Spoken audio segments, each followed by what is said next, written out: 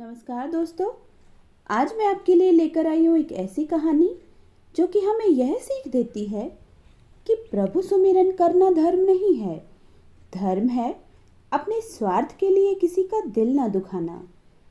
ऐसी ही सीख हमें आज इस कहानी से मिलती है। तो आइए कहानी शुरू करते हैं। एक शहर में एक अमीर सेठ रहता था। उसके पास बहुत पैसा था। वह बहुत फैक्ट्रियों का मालिक भी था। एक शाम अचानक उसे बहुत बेचैनी होने लगी। डॉक्टर को बुलाया गया, सारी जांच करवा ली गई, पर कुछ भी नहीं निकला। लेकिन उसकी बेचैनी बढ़ती ही गई। उसकी समझ में नहीं आ रहा था कि ये क्या हो रहा है। रात हुई, नींद की गोलियां भी खा ली, पर नींद थी जो आने को तैयार ही नहीं थी और बेचैनी कम होने का नाम नहीं ले रही थी। वो रात को उठकर 3 बजे घर के बगीचे में घूमने लगा। घूमते घूमते उसे लगा कि बाहर थोड़ा सा सुकून है, तो वह बाहर सड़क पर पैदल निकल पड़ा।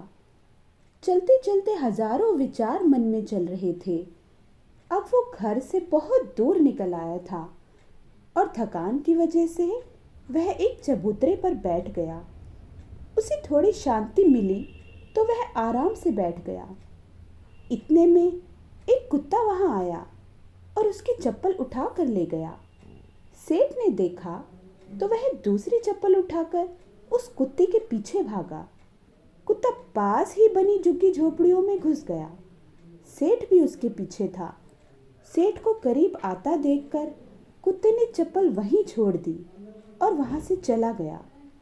सेठ ने राहत की सांस ली और अपनी चप्पल पहनने लगा। इतने में उसे किसी के रोने की आवाज सुनाई दी। वह और करीब गया तो एक झोपड़ी में से आवाज आ रही थी। उसने झोपड़ी के फटे हुए बोरे से झांक कर देखा तो वहां एक औरत फटे हाल मैली सी चादर पर दीवार से सटकर रो रही थी और ये बोल रही थी कि हे भगवान, मेरी मदद कर, और कहती हुई रोती ही जा रही थी। सेठ के मन में आया कि यहाँ से चला जाऊं, कहीं कोई गलत ना कुछ सोच ले। तो वह थोड़ा आगे बढ़ा और उसके दिल में ख्याल आया कि आखिर वो औरत क्यों रो रही है, उसे क्या तकलीफ है, और उसने अपने दिल की सुनी। वहां जाकर दरवाजा खटखटाया। उस औरत ने दरवाजा खोला और सेठ को देखकर वह थोड़ी घबरा गई। तो सेठ ने हाथ जोड़कर कहा, तुम घबराओ मत, मुझे तो बस इतना जानना है कि तुम क्यों रो रही हो। वह औरत की आंखों में आंसू टपकने लगे और उसने पास ही गोदड़ी में लिपटी हुई उसकी 8 साल की बच्ची की ओर इशारा किया और रोते रोते कहने लगी कि मेरी बच्ची बहुत बीमार है, उसके इलाज में बहुत खर्चा आएगा और मैं तो घरों में जाकर झाड़ू पोछा करके जैसे तैसे हमारा पेट पालती हूँ, मैं कैसे इसका इलाज कराऊं। सेठ ने कहा, तो किसी से मांग लो। इस पर औरत बोली, मैंने सबसे मांग कर देख लिया, खर्चा बहुत ज़्यादा है, कोई भी देने को तैयार नहीं। तो सेठ ने कहा, ऐसे रात को रोने से क्या पैसा मिल जाएगा। औरत ने कहा, कल यहाँ एक संत आए थे तो मैंने उनसे मेरी समस्या बताई। उन्होंने कहा, बेटा, तुम सुबह 4 बजे उठकर अपने ईश्वर से मांगना, बोरी बिछाकर बैठ जाओ और रोना, गिड़गिड़ाना और उनसे मदद मांगना। वो सबकी सुनते हैं, वो तुम्हारी भी जरूर सुनेंगे। मेरे पास इसके अलावा कोई चारा नहीं था, इसलिए मैं उनसे मांग रही थी। और वह बहुत जोर से फिर रोने लगी। ये सब सुनकर सेठ का दिल पिघल गया।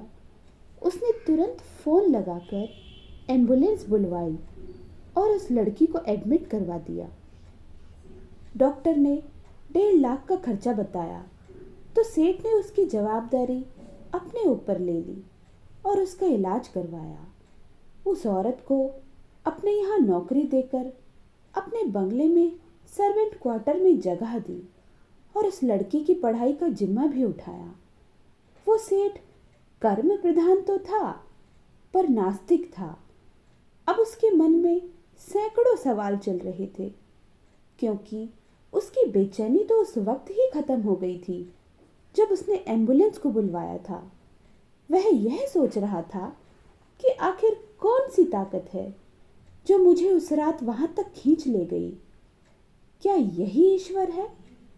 और यदि यही ईश्वर है तो सारा संसार आपस में धर्म जात पात के लिए क्यों लड़ रहा है?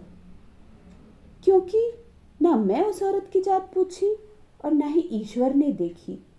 बस ईश्वर ने तो उसका दर्द देखा और मुझे इतना घुमाकर उस तक पहुंचा दिया। अब सेठ समझ चुका था कि कर्म के साथ सेवा भी कितनी जरूरी है, क्योंकि इतना सुकून उसे जीवन में आज से पहले कभी नहीं मिला था। तो दोस्तों, मानव और प्राणी सेवा का धर्म ही असली भक्ति है। यदि ईश्वर की कृपा पाना चाहते हो तो इंसानियत अपना लो और समय समय पर उन सब की मदद करो जो लाचार है, बेबस हैं, क्योंकि ईश्वर इन्हीं के आसपास रहता है। तो दोस्तों, इसीलिए कहा गया है कि प्रभु सुमिरन करना धर्म नहीं है। धर्म है अपने स्वार्थ के लिए किसी का दिल न दुखाना, किसी को बेवजह परेशान न करना। तो इसी के साथ मैं आपसे विदा लेती हूँ। आपका दिन शुभ हो। धन्यवाद।